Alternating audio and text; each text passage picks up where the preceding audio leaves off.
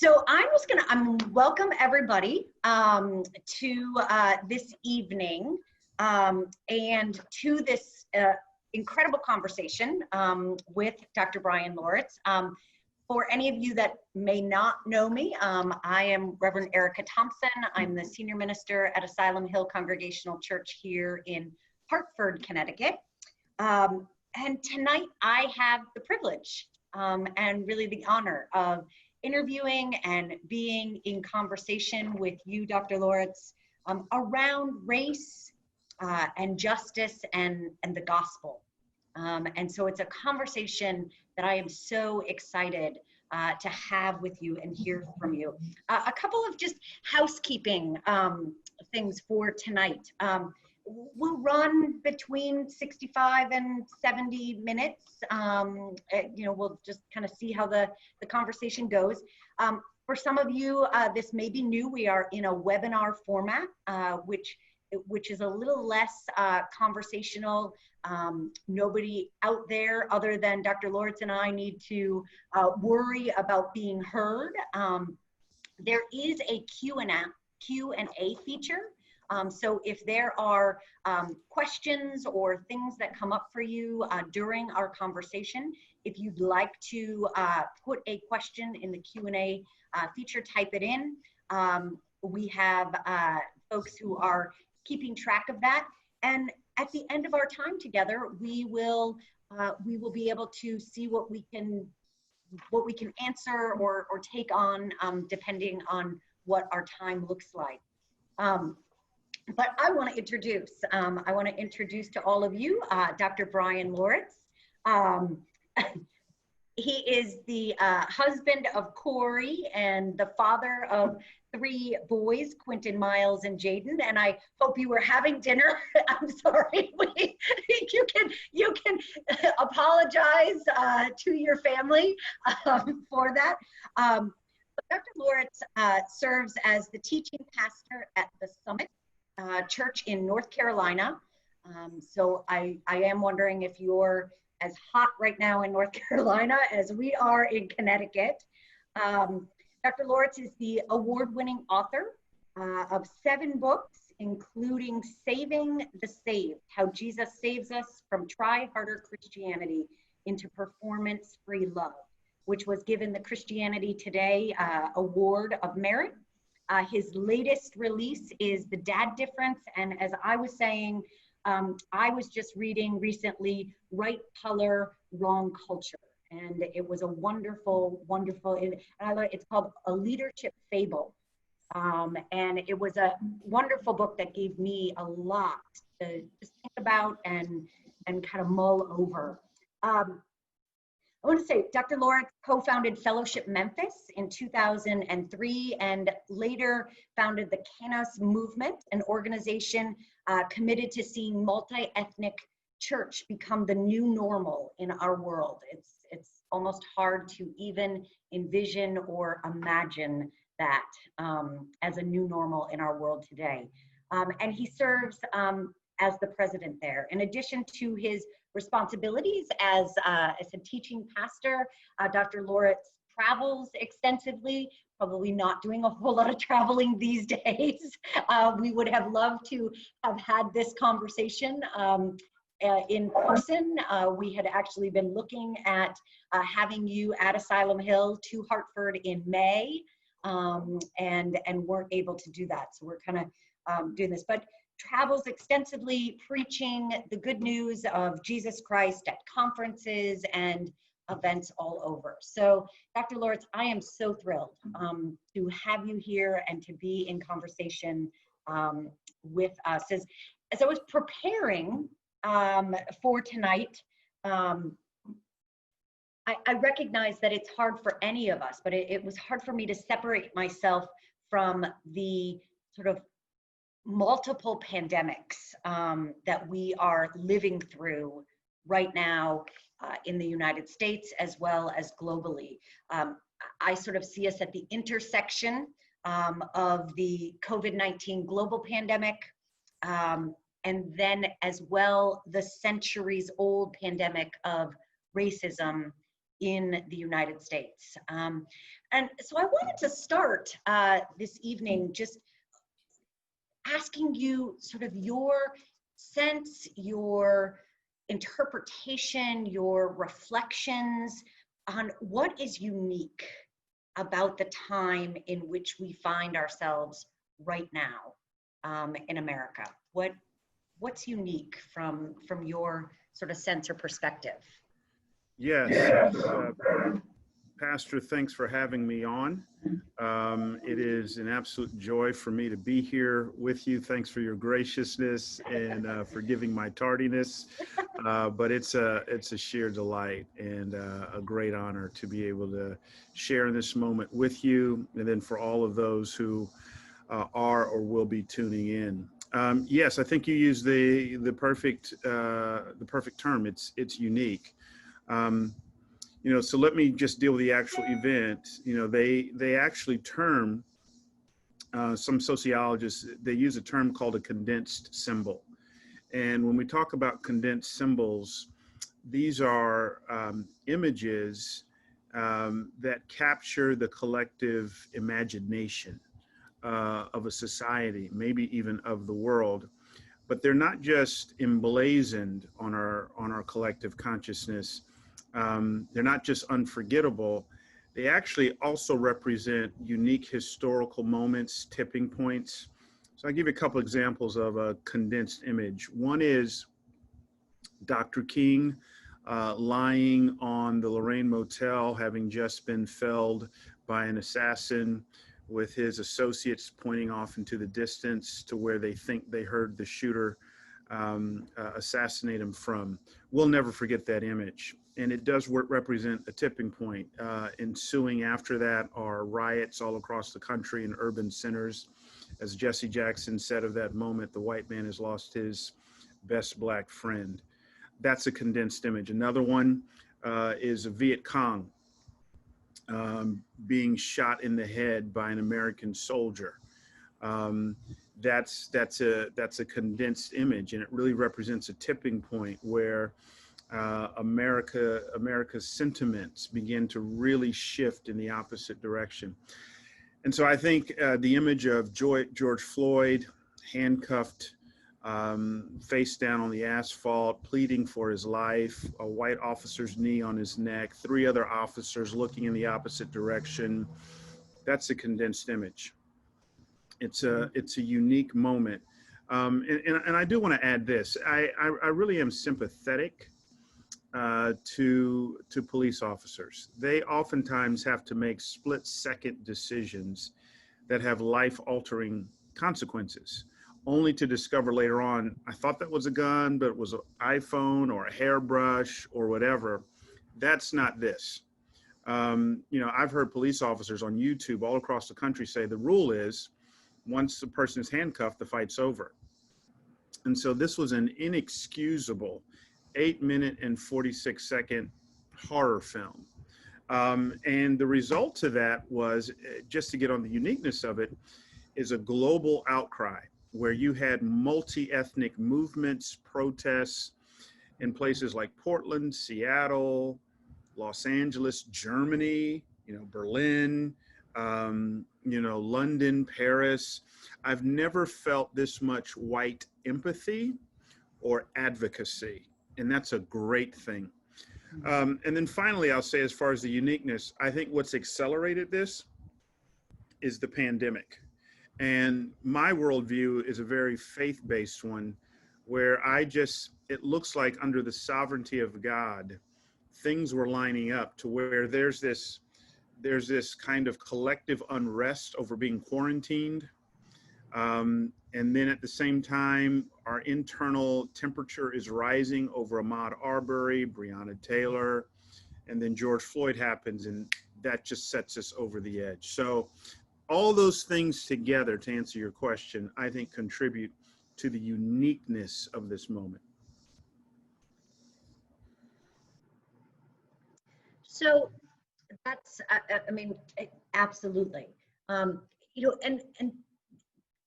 probing a little bit deeper with that, many of us, because we are, isolated, we are, socially distant, some of us are in quarantine, depending on where you are. And so we have a lot more time to be doing things like watching the news. you know, as people, especially, in the week or two after George Floyd's murder, we saw a lot of things like rioting and demonstrating and, looting and, can you sort of help us make a little bit of sense of what we see happening in the world around us? I think I have been in conversation or heard from white communities, there's a very negative sense of what is happening, and I want to understand that a little bit more, or understand your perspective on that. Yeah, so we all have what's called a hermeneutic, right? And what I mean by hermeneutic, it is our way of interpretation. And our way of interpretation doesn't just apply to a given text or pericope of scripture. It's our way of interpreting the world, and Yes. And everything that comes with that. And what feeds our hermeneutic is both our experience and our lack of experience. And our experience and lack of experience, those things are formed by ethnicity, they're formed by environment, they are formed by economics. If you're middle class, there's a way in which you'll see the world. If you're marginalized, there's a way in which you'll see the world. If you're male, there's a way in which you'll see the world. Just on and on we can go.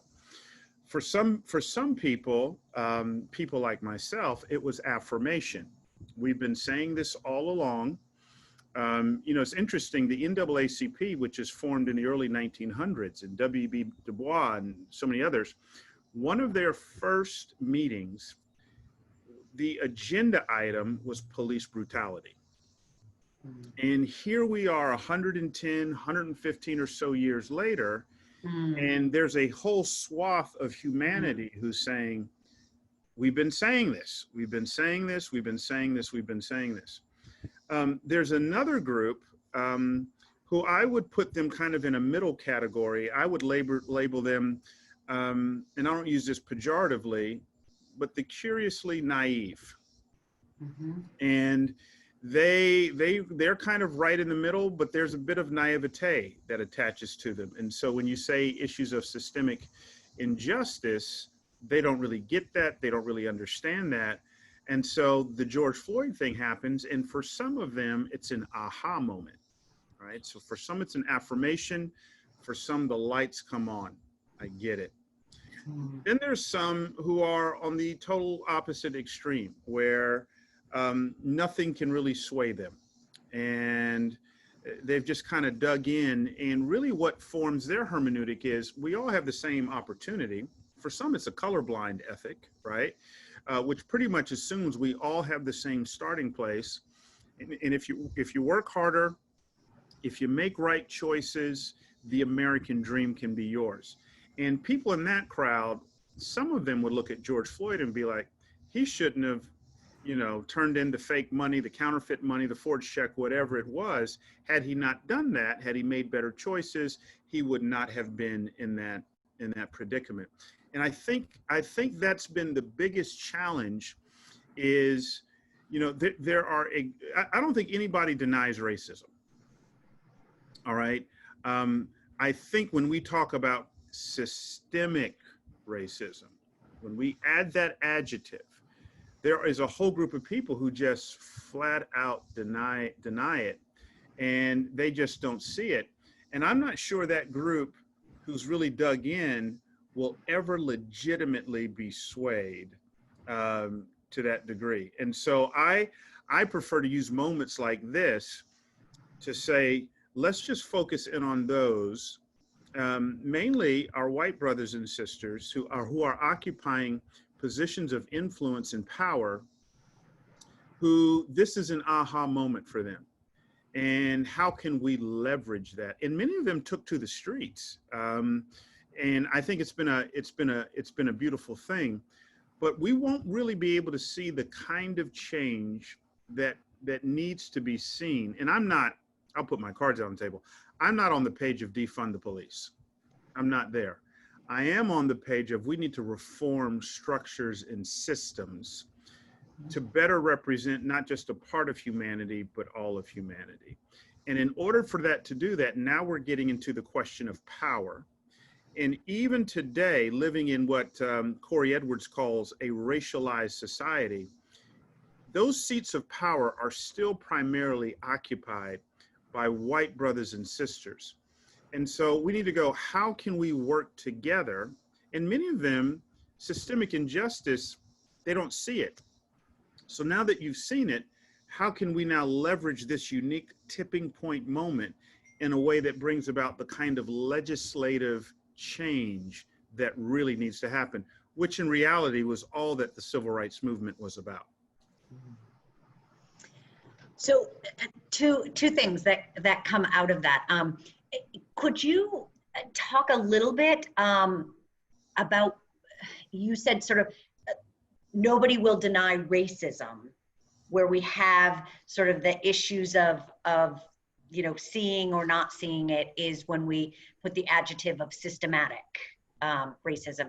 Can you just sort of give us a sense of how you define those two? Yeah, so again, I'm coming from a unique, I shouldn't call it unique.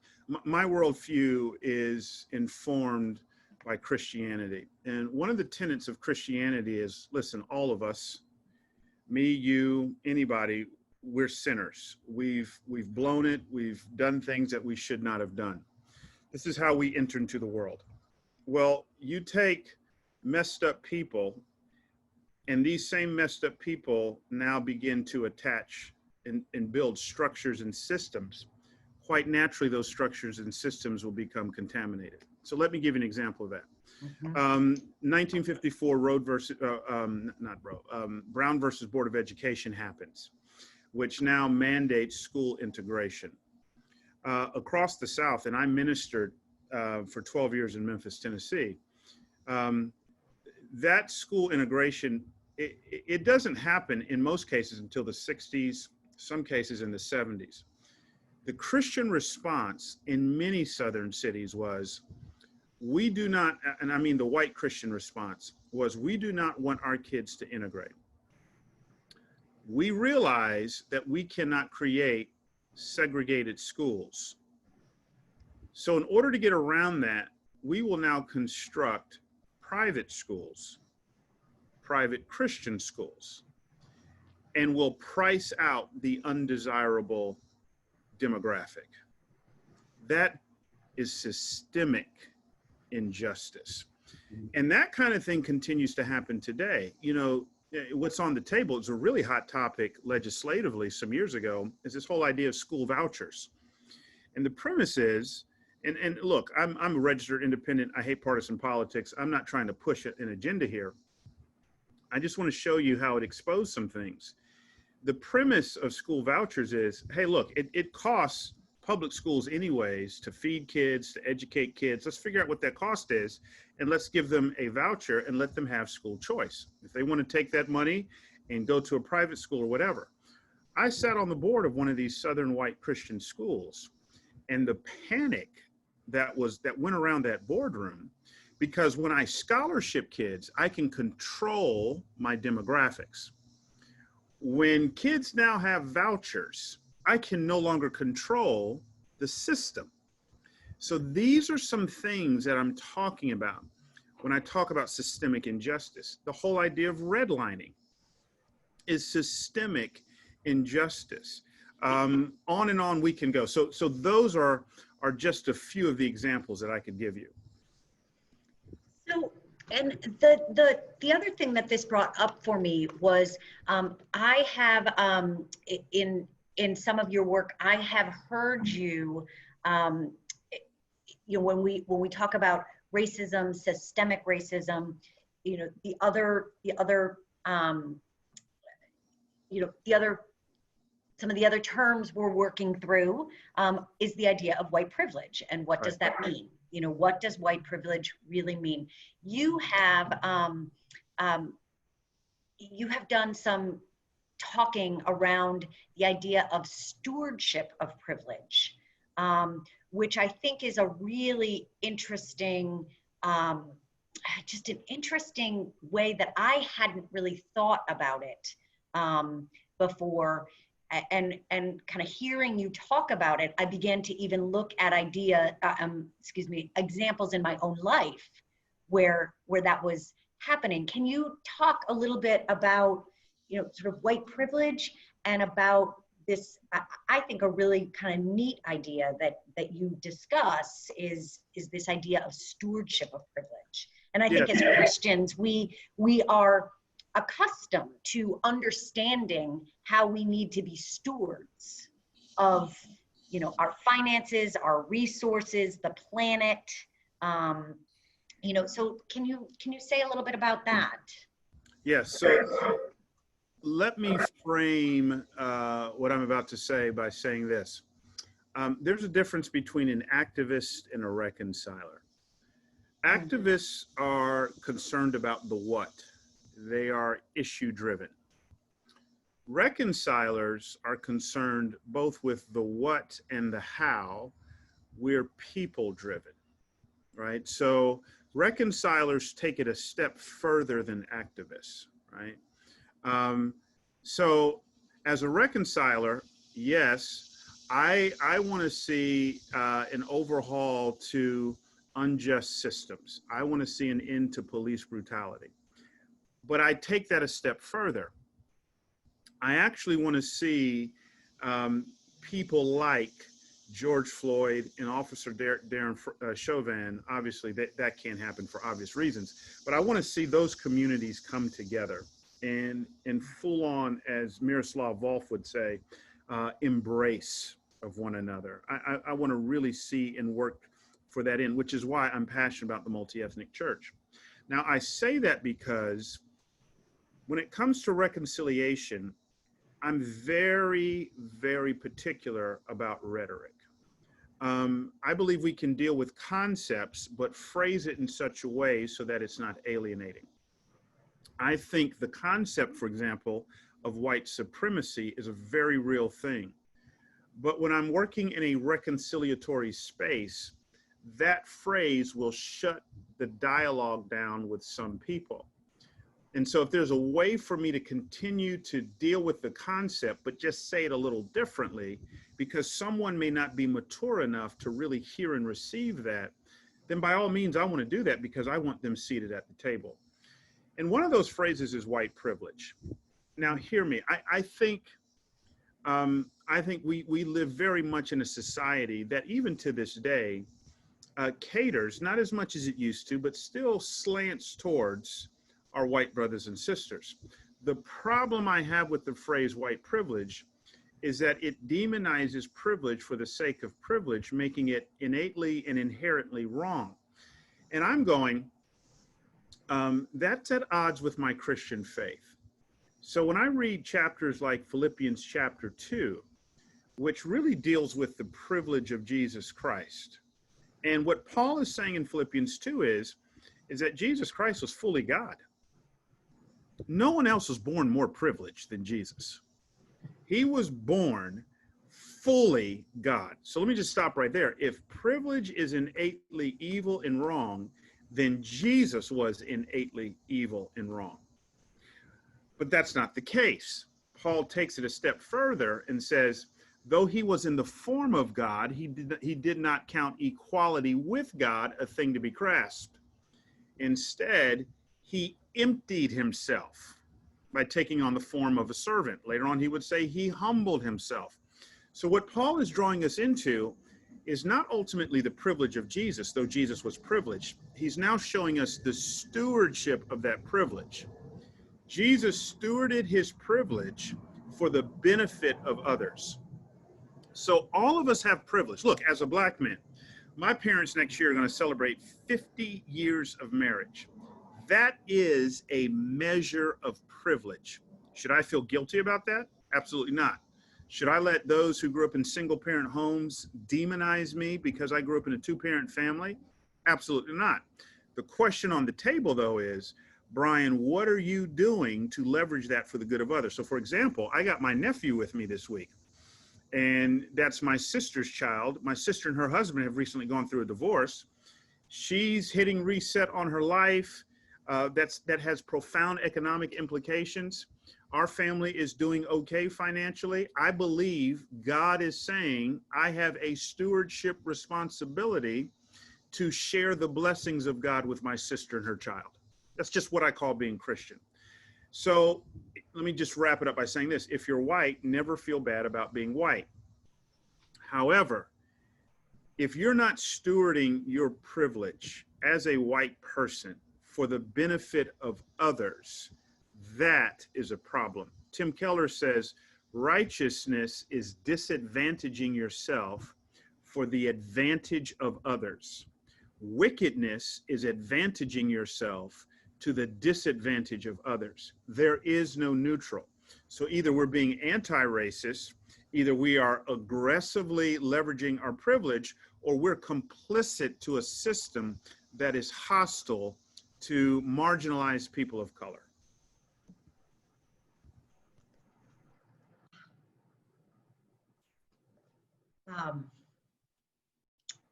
Yeah, I'm feeling all the feels, and that's some good stuff.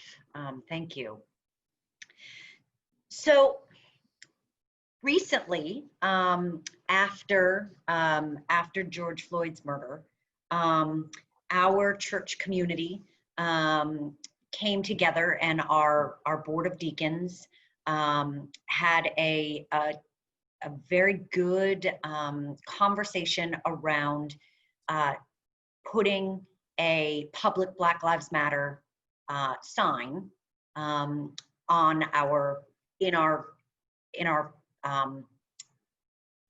a fence that is, significant, and on our property. And we did that. Can you talk? And one of the reasons that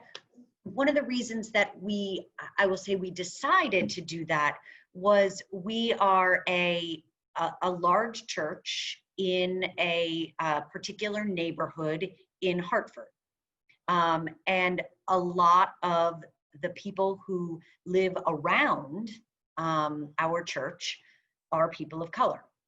And so we wanted, it wasn't, I mean, the tone of the conversation that we had around making this decision was not so much for ourselves, but to also to let people in our community know sort of who we are and what we believe. And can you talk to us about the Black Lives Matter movement? Yeah, and I think, I think especially in white communities, after Floyd's death, and sort of this bubbling, this renewal of, and as you said, sort of this multi-ethnic, multiracial embrace of protests and wanting our collective voices to be heard. There was also this, we heard a lot about, all lives matter, in response to, Black Lives Matter. Can you speak into that? And you said something earlier about the idea of colorblindness. And just I'm thinking about, sort of Black Lives Matter, all lives matter, and this idea of colorblindness. Can you talk a little bit about that? Yes. So there's a lot we can say here. One is, if I just deal with the statement and not the organization, it is saddening, it is frustrating that to merely make that declaration. Again, I'm disentangling the sentiment from the philosophical movement. So for me to just say, hey, Black Lives Matter, unfortunately, that's a provocative statement, and that's sad to me. So if I can just take you back to the Constitution. The Constitution says that we are all endowed with inalienable rights that include life, liberty, and the pursuit of happiness. So here we are several hundred years later. We're not even talking about our rights under the Constitution to the pursuit of happiness. We're just saying, can we say we matter? We're not talking about the pursuit of happiness. We are many miles behind that. We're just saying, can we matter? Several years ago, there was an endangered species of whales that was close to becoming extinct. And out of that grew a movement that said, save the whales. Well, imagine while that's being put on bumper stickers and blasted from megaphones and advertisements running on radio and TV, imagine if there was another group saying, hey, save the whales, don't all animals matter? And anybody would say, sure, all animals matter, but not all animals are endangered. The whales are endangered. So unfortunately, in a perfect world, we wouldn't have to say this. But unfortunately, Black bodies are on the endangered list. And because of that, I don't think we can truly say all lives matter in our current milieu until we affirm that Black lives matter. Again, I'm not talking about the pursuit of happiness. Can we say we matter? Because it doesn't feel as if we are being treated that way. So that's the sentiment. That is the sentiment. And again, from my Christian worldview, what we are affirming is we are created in the imago Dei, the image of God. Race, yes, there's a biological current to that. And I'll give it to you. People want to say there's one human race. The problem is the way race is used is almost exclusively nowadays in America, sociologically and not biologically. And when we talk about the sociological elements of race in America, fundamentally, we are talking about a human construct that either extended value or extracted value based on the color of a person's skin.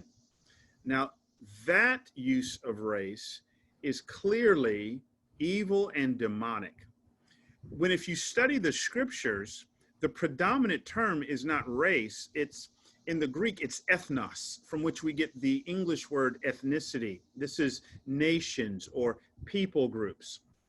So John in Revelation 5 and Revelation 7, he's exiled on the island of Patmos, and he has this vision, and he looks up into heaven, and what does John say?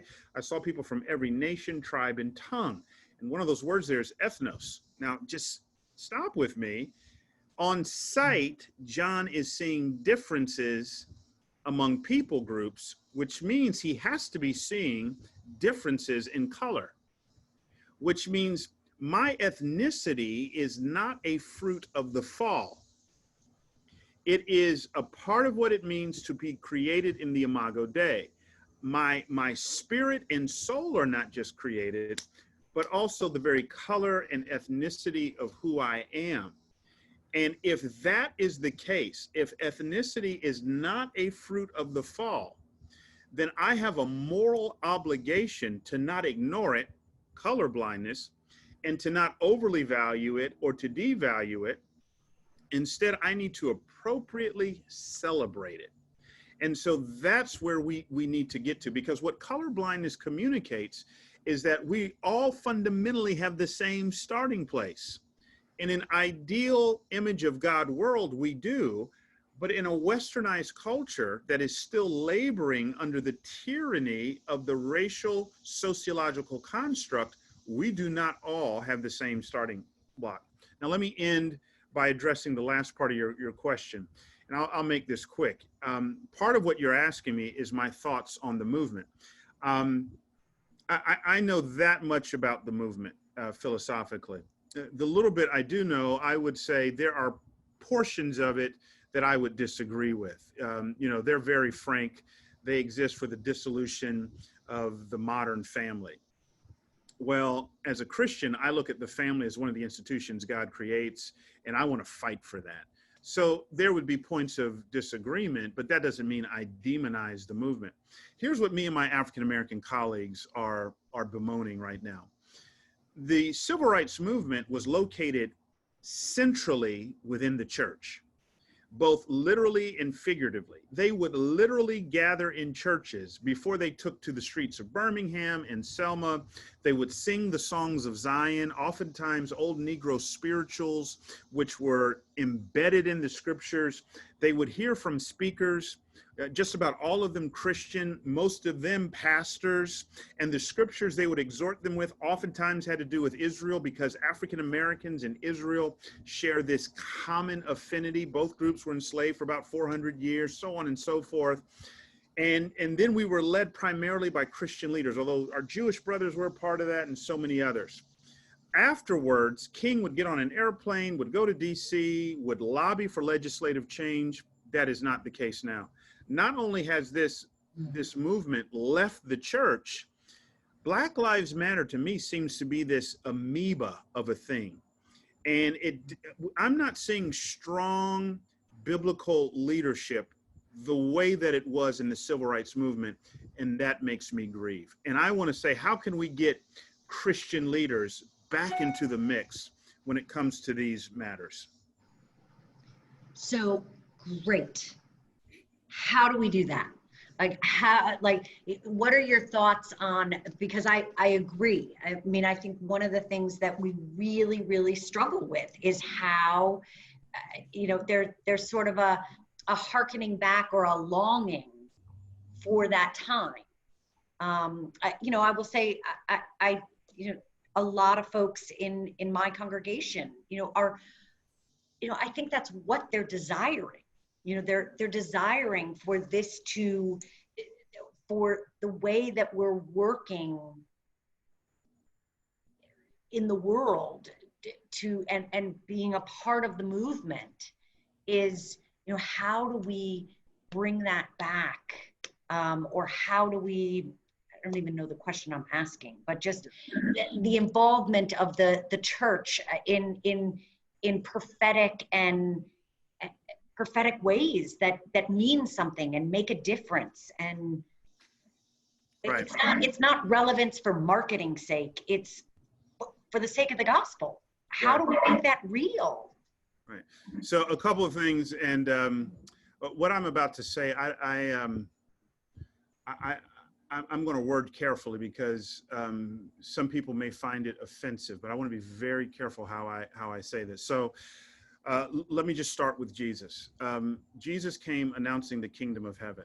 And if you just read through the Gospels, what the kingdom of heaven pretty much did, it was the two major things Jesus did was there was a spiritual component where he called people to repent of their sins, turn from their former way of life, and to follow him. He's oftentimes saying, repent, for the kingdom of heaven is at hand. So there is a spiritual component. But there's also a material component where he's feeding people, he's clothing people, he's healing people, he's resurrecting people. He's telling people, take up your mat and walk. So I'm going to take you from being a beggar to now releasing you back into your cities and societies as not just consumers, but now contributors. You can get a job. I've empowered you to do these things. So this is the kingdom of heaven. I think the kingdom of heaven is both spiritual and it's sociological. These two things have got to go. Now, here's the problem. The problem is, I've resisted labels all my life, but I came up under the conservative stream of Christianity. And the problem with my conservative brothers and sisters is that oftentimes we have focused on the spiritual to the exclusion of the sociological. And so we have just said, repent, repent, repent, repent, repent, but we have ignored the deeply profound holes in our society. King's letter from a Birmingham jail, he didn't just write that just on a whim. He wrote that in response to clergy who posted an open letter in the local newspaper telling him to be patient, and many of those clergy were conservative. And so if you read King's letter from a Birmingham jail, he's not addressing the KKK, that terrorist group. He's addressing what he calls the white moderate. And the white moderate are the conservatives who just want to let things happen while I preach good sermons, all right? So that's a problem. On the other hand are my friends on the left. Liberals, progressives, I don't use this term pejoratively, nor do I say everyone who's in a mainline denomination or who's under a liberal or progressive banner adheres to all the fine points. But the problem with my friends on the left is all sociology or all activism without a moral engine to drive that, to deal with the kind of change that is lasting. And that change is not just a change of the hands, but it's also a change of the heart. You can't leave the gospel out of it. So what we need is the synthesis of these two. And that's what I love, Pastor, about this younger emerging generation of Christian leaders. And I run into them all over the place. One, they defy labels. They don't like being labeled conservative or liberal. But two, they have a very activist mindset where they want to be in the mix. They want to get their hands dirty. And many of them also have a robust commitment to following the life of Jesus and in all that entails. So I think if we can return to those two streams all at once, then we'll be positioned to see the kind of substantive change we really long to see. I mean, I really, that resonates with me. One of the things that I think is doing great harm to the body of Christ is this deep, deep sense of polarization in our nation, and this sense that we live in like binary times, you know, that it is either right or wrong, it is left or right, and there's just absolutely, and I really think it's killing us. I mean, there are a number of things that I think are, right, but I think it's one of the things that is really doing harm. So that resonates with me in terms of kind of trying to bring those things back into wholeness. Into unity. Or so I actually think following the way of Jesus defies labels. And what I mean by that is, if you read, take any one of Jesus's sermons, sometimes you listen to one of his sermons, you read one of his sermons, and you go, I don't know, he sounds like a conservative. like what he says about sex, what he says about marriage and divorce. But then you read some of his sermons, and you go, I don't know, I think he watches MSNBC. If you take Matthew 25, when he talks about whatever you've done for the least of these, and I was in prison and you came in, I mean, but at the end of the day, I kind of want to be an equal opportunity abuser along those lines, where, you know, I think the gospel presses in on both sides. And I hate to say this to you, it's only going to get worse. It's an election year. And that binary that you're talking about is not a black-white. It's not just a black-white thing. That fault line runs politically as well. And the Democrat-Republican thing has really made its way into the church, and it's splitting up the church. And, you know, already we're talking at our church here in North Carolina, how can we get ready as we're driving this multi-ethnic thing? And we realize that ethnic diversity produces kind of political diversity as well. How can we prepare our people so that we're not pulling apart from each other, but we're trying to lean into each other? These are challenging times. Last night we had a program, and I'm just gonna kind of play off of that for a moment. We had a program here, and we had some Hartford Youth Scholars with us. And one of the things that both of the young women who are rising juniors in college and were jaw-droppingly profound and amazing, but both of them used this phrase, which I am just loving right now, which is we have to stop calling one another out and start calling one another in. And I love that idea of, you know, and what you're saying is, you know, we're in an election year, and, you know, all signs point to there is just going to be more pulling away rather than, you know, leaning in, you know, calling one another out rather than, you know, continuing to call one another in. And I think that, you know, as a gospel mandate, that's what we're called to do. Absolutely. You know, is to help one another lean in, to call one another in. And that's not easy. That's not easy work. And I don't think it's the easy way out. But so can you, and talking, you know, keep on this, you know, the same theme, can you talk a little bit about the role of racial reconciliation in the gospel, and what that means for a church, you know, I would say like ours, that is striving for greater racial diversity and inclusion? Can you talk into that a bit? Yeah, that's a good question. You know, the book of Acts really traces the historical movements of the early church fathers, the disciples. Jesus had spent 3 years investing in them.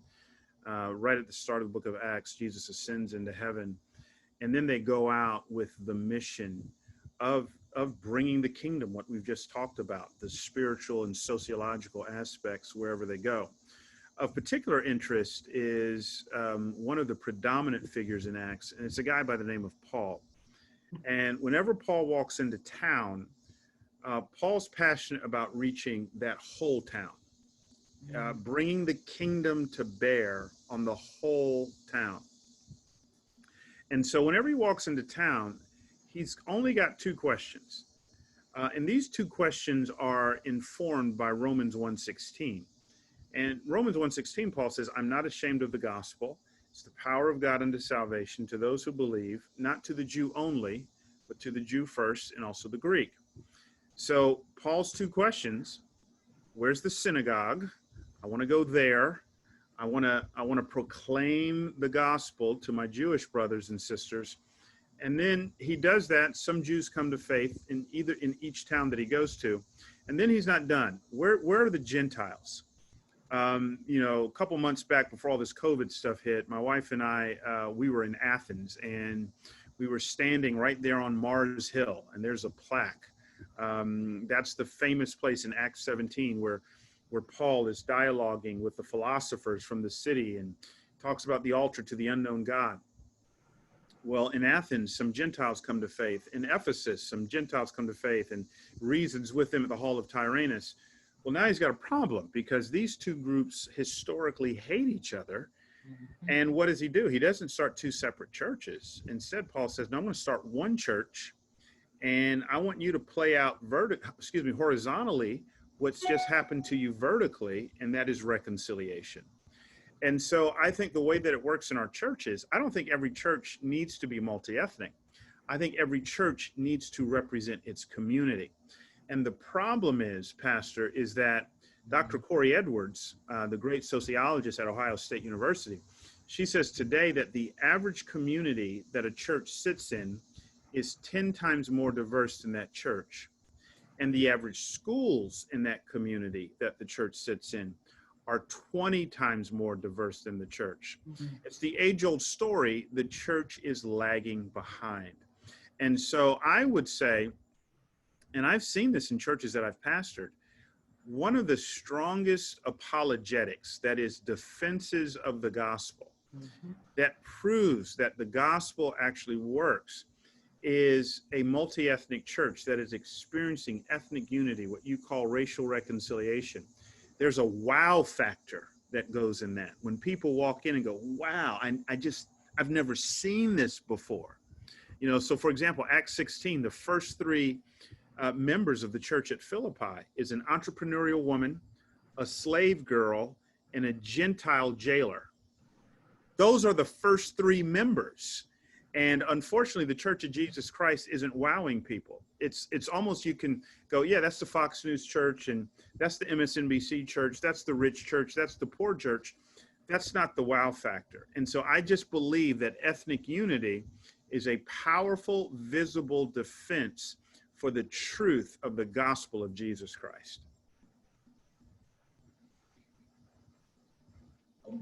I really wish you were right here in our church right now instead of sitting in North Carolina, because I would really like to experience this sort of in that spirit. It's wonderful. It is so.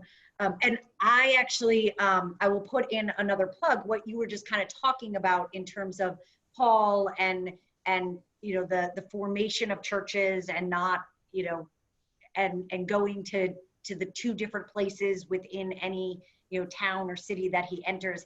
You do a really nice job of kind of you know, bringing that out in that book. I was struck by that very much. Thank you. I'm going to ask David. I think so. David is our AHCC person right now. I'm going to ask: are there any questions that we might want to look at? Yes, there are. Great. And I'm going to read one of them, Terrific. Which says, Dr. Loritts, thank you so much for being with us tonight. White people have a history of taking anti-racist baby steps, for example, acknowledging Black Lives Matter, and then getting stalled in their own self-satisfaction. At this important time, how can white people sustain momentum that we're feeling? Yeah, I think there's several things. I think the first thing, which isn't too glamorous, but it's so needed, it's just stopping to lament. And lament is very, very important. If you rush past lament on your way to get to quick solutions, that's a cheap reconciliation. Let us first stop and sit with and feel and listen to before we jump to solutions. You know, there's this thing called the communication pyramid, which pretty much says there's 5 levels of communication. The most surface level is cliche. Good morning, how are you? You said something, but you really haven't said anything. Next 2 levels are kind of where most guys hang out. There's sports center talk. Level 2 is facts, sharing what you know, who won the game, how many points did Steph Curry have. Level 3 is opinion, sharing what you think. But levels 4 and level 5 are the deepest levels of communication. And level 4 is emotive, sharing how I feel. And level 5 is transparency. It's sharing who you are. And really what we're talking about is in moments like George Floyd or Ahmaud Arbery, oftentimes African Americans, because we are a collective community, we go level 4. We feel and we identify deeply, and there's this profound sense of grief. And in order to foster unity, we need our white brothers and sisters to first meet us on that level. Oftentimes the breakdown among the white community and black and brown communities over racial traumatic events is black and brown communities will be at level 4, and many of our white brothers and sisters will be at level 2, facts. Wait a minute, we don't know the facts, we don't know what happened. And that doesn't play well when it comes to human relationships. When my wife is hurting, when she's grieving, I've had to learn, we've been married 21 years, I'm just now learning this. I've had to learn that me hanging out at lawyer land when she's at level 4 is not a recipe for intimacy. If I really want to experience intimacy with her, let me first stop and feel before I resurface to facts. And that's what we need. And that's what we're talking about lamenting. And really that's what the scriptures talk about. Grieve with those who grieve, bear one another's burdens, things of that nature. Then the next thing I would say is, you know, listen, I know she's controversial, but at this point, I think what she says is spot on. Angela Davis, the famous but exiled UCLA professor, once said, it's not good enough to not be racist. We have to be anti-racist. That's true. And so, you know, I oftentimes hear people say, well, I'm not racist. That's not going to move the ball down the field at all. If you've never read Black Like Me, which was written by the great John Howard Griffith, that's an anti-racist posture that goes to extremes. I won't give it away to you, but you have to proactively say, what can I do that takes me out of a posture of passivity and pushes me into a posture of uncomfortable anti-racism? I think those are the things you can do. And there's many ideas emerging out of so many different books. It could be simple stuff like when Uncle Bob puts his feet under your Thanksgiving table and he tells the racially insensitive joke or remark that you create a little awkward moment and you nip that in the bud. That's an anti-racist posture. It could be one of the most beautiful things that we did when I pastored in Memphis for years. We took a day out of the week where we encouraged our congregation to just literally go oftentimes to the other side of the tracks and to have their lunch appointments, to do their grocery shopping, to take their dry cleaning, to really patronize Black businesses and to funnel their dollars just one day a week into the Black community. That's an anti-racist posture. So on and on I could go with examples, but those are a few things you can do. Thank you. We have another question. Why haven't the clergy injected themselves into the Black Lives Matter movement? To go back to an earlier conversation. You know, I can't speak knowledgeably about that. You know, I think on the conservative side, I do know there's a lot of hesitancy, if not outright resistance, to the organization, not the sentiment, in some cases the sentiment, but to the organization, because they don't feel theological alignment, which, you know, for whatever it's worth, Dr. King had a big sandbox as it relates to who he would play with, who he would align with when it came to the movement. I mean, the luminary, Abraham Joshua Heschel, the great Jewish rabbi, he marched with Dr. King and King welcomed him, and, you know, Episcopalians and Catholics and so on and so forth. Conservatives, I can just say, by and large, conservatives have a much narrower sandbox, and most, if not all, conservatives would view Black Lives Matter of being outside the pale. For our progressive friends, I don't know exactly why or why not. I don't even want to assume that they're not involved. I know plenty of clergy who are involved. They're just not making a big deal out of their alignment with the movement. We have a question about Candace Owens and biblical responses to different voices. In particular, what biblical response might you share to that perspective and testimony? Yeah, I think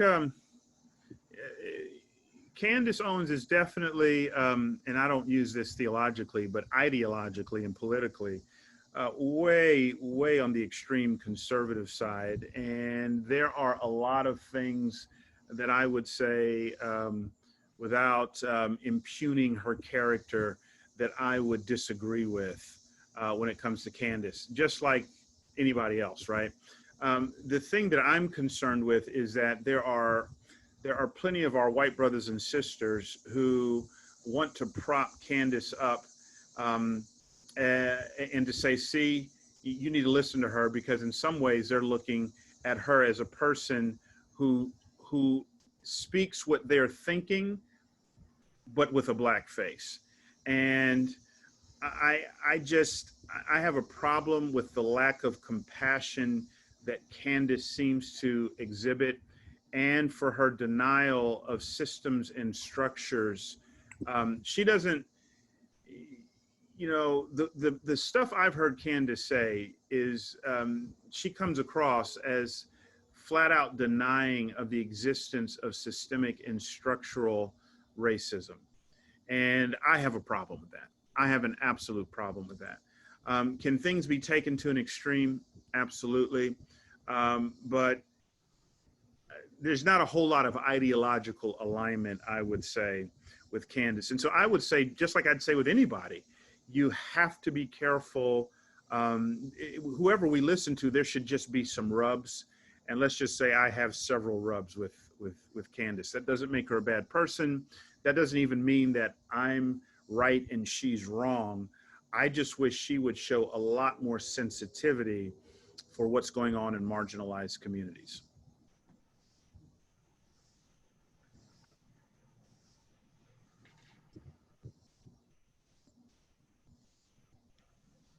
David?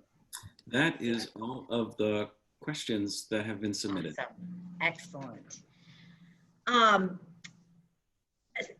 So is there anything that you would like to close with? I think one of the things I will say that I so appreciate is, I so appreciate as a pastor, as a leader in the faith community, I so appreciate the way that you consistently call us back to the gospel.